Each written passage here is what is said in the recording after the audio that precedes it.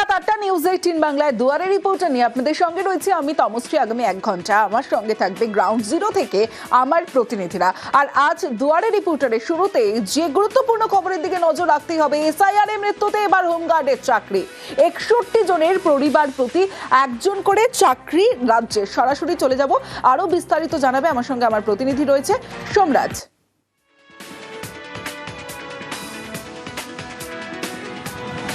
দেখো, এসআইআর পর্ব চলাকালীন বিভিন্ন পরিস্থিতিতে মৃত্যুর ঘটনা এবং সেই ঘটনায় 61 জন পরিবারের সদস্যদের চাকরি দেওয়ার সিদ্ধান্ত নিল আজ রাজ্য মন্ত্রিসভার বৈঠকে। সেই সিদ্ধান্ত নিয়েছে নবান্ন।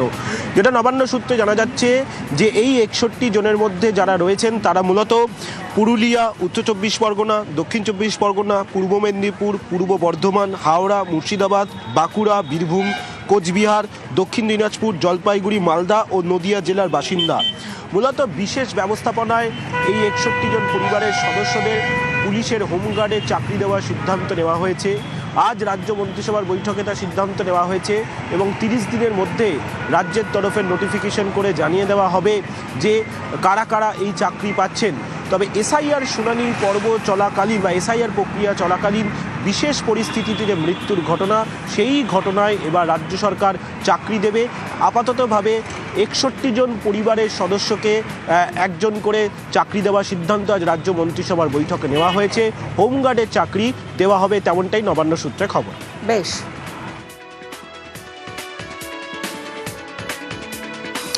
28 তালিকায় 7 কোটি 8 লক্ষের বেশি নাম।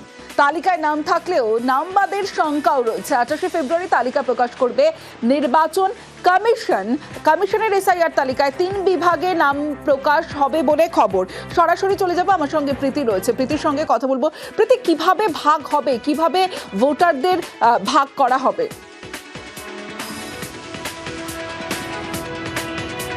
দেখো, যখন এই এসআইআর প্রক্রিয়া শুরু হয়েছিল তখন মোট 7 কোটি 66 লক্ষ লোকের নাম ফর্ম জমা পড়ে, এনিমিনেশন ফর্ম, এবং সেখান থেকে ড্রাফট রোল যখন আমরা পাই তখন 7 কোটি 8 লক্ষ যে সংখ্যাটা, সেই সংখ্যাটা আমাদের হাতে এসেছিল।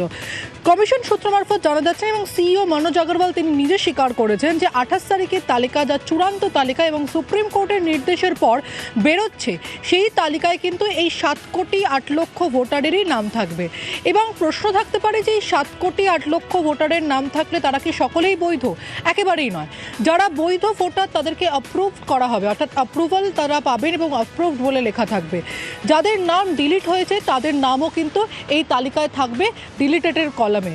এবং আরও একটি তালিকা থাকবে, আরও একটি জনরা থাকবে যেখানে কিন্তু মূলত এই যে জুডিশিয়াল অফিসাররা যারা এই 60 লক্ষ লজিক্যাল ডিসক্রিপেন্সির যে তালিকা থেকে 60 লক্ষ ভোটারের নাম কার্যত সুপার চেক করছেন, সেটাও কিন্তু এই যে কলাম, সেই কলামে মেনশন থাকবে, অর্থাৎ 3টি ভাগ থাকবে।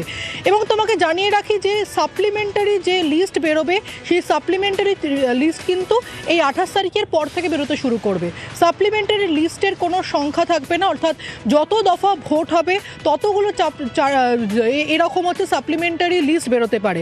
এখন প্রশ্ন হচ্ছে যে 7 কোটি 8 লক্ষ ভোটারের যে নাম বেরোচ্ছে তাদের নাম ডিলিট কেন হচ্ছে, সেই বিষয়টা কি লেখা থাকবে? তোমাকে জানিয়ে রাখি কমিশনের তরফে বলে দেওয়া হয়েছে ডিলিট যাদের নাম হচ্ছে তাদের বিষয়ও কিন্তু মেনশন করা থাকবে না বা উল্লেখ করা থাকবে না। 28 তারিখ যে তালিকা বেরোবে, অর্থাৎ হাতে মাত্র 2 দিন, সেই তালিকা ডিএম অফিসে, ডিও অফিসে যেভাবে এর আগের লিস্টটা বেরিয়েছিল ঠিক সেইভাবেই বেরোবে এবং সেখানে 7 কোটি 8 লক্ষ ভোটারের নাম থাকবে। এর সঙ্গে সঙ্গে ফর্ম 6 যারা দিয়েছেন, অর্থাৎ নতুন করে ভোটাধিকার পাওয়ার জন্য ফর্ম 6 জমা করেছেন, তাদের নামও কিন্তু মেনশন থাকতে পারে। বেশ, ভোটার তালিকা যেটা খাসা তালিকা ছিল ওই ফরম্যাটে ছিল, থাকবে। শুধু যত কেস এডজুডিকেশনে আছে ওই এন্ট্রি এডিস লেখা হবে আন্ডার এডজুডিকেশন, আর যত কেস ডিলিট হয়ে গেছে ওটা লেখা হবে ডিলিটেড। বাকি সব সেম থাকবে, আপনার রানিং ফরম্যাটে থাকবে।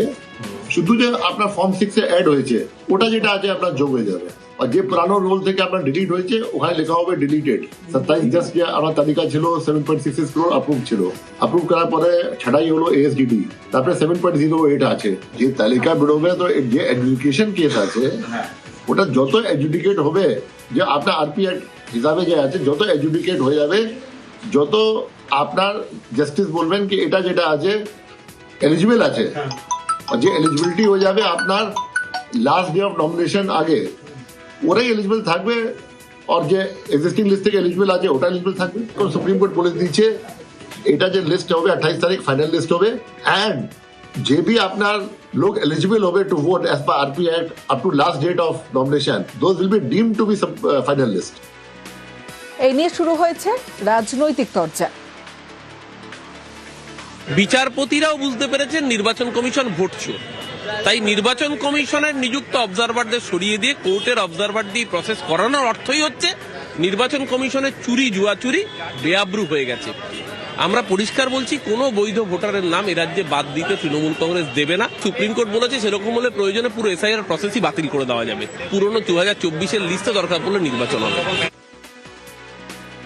প্রথম দিন থেকে আপনি চেয়েছেন এসআইআর যাতে বন্ধ হয়ে যায়, কারণ আপনি তো আর তামিলনাড়ু বা কেরালার যেখানে বিজেপি সরকার নেই সেখানকার মতো আপনি সহযোগিতা করেননি, এসআইআর কে বন্ধ করার চেষ্টা করেছেন।